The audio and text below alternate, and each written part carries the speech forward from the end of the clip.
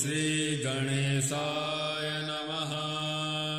बुधाष्टोत्तरशतनामस्तोत्रम्।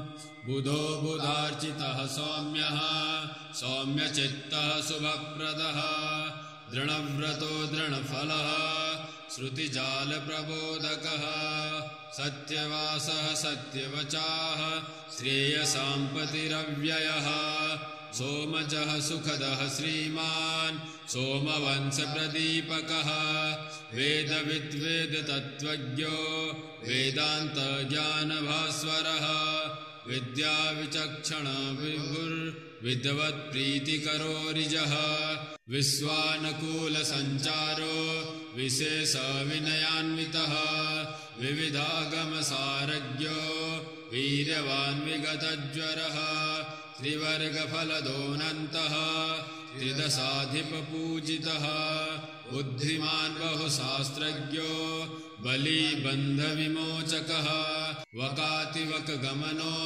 वासवो वसुधाधिपः, प्रसन्नवदनो वन्द्यो वरेण्यो वाग्विलक्षणः, सत्यवान् सत्यसङ्कल्पः, सत्यबन्धुः सदादरः, सर्वरोगप्रशमनः, सर्वमृत्युनिवारकः, वाणिज्यनिपुणो वश्यो वाताङ्गो वातरोगहृत्, स्थूलस्थिरगुणाध्यक्षः, स्थूलसूक्ष्मादिकारणः, अप्रकाशः प्रकाशात्मा, घनो गगनभूषणः, विधिस्तुत्यो विशालाक्षो विद्वज्जनमनोहरः, चारुशीलः स्वप्रकाशः, चपलश्च जितेन्द्रियः, उदग्मुखो मखासक्तो मागधाधिपतिर्हरः, सौम्यवत्सरसञ्जातः, सोमप्रियकरः सुखी, सिंहादिरूढः सर्वज्ञः,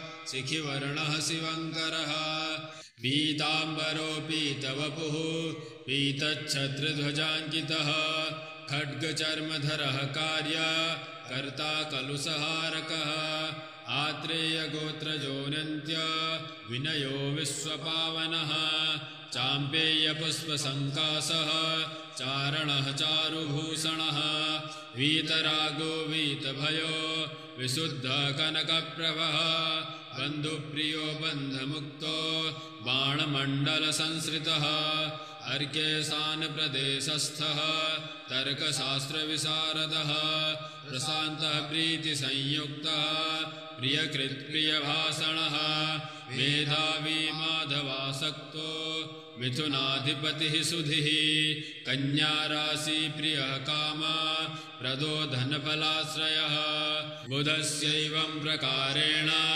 नाम्नामष्टोत्तरं शतम्, सम्पूज्य विधिवत्कर्ता सर्वान् कामान् वाप्नुयात्। श्री बुध अष्टोत्तर शतनाम स्तोत्रम्।